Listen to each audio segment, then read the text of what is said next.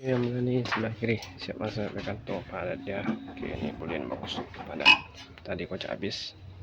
Okey, alhamdulillah selesai sebelah kiri tinggal masang. Kaliper dah. Ya.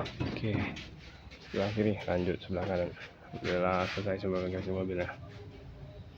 Kiri. Gini dah bagus dah padat. Okey, alhamdulillah selesai. Ni sebelah kiri, sebelah kiri dah siap masuk perbaikan. Padat dia dah. Okey, lanjut sebelah kanan. Setelah selesai sebelah kiri. Okey, kita lanjut sebelah kanan.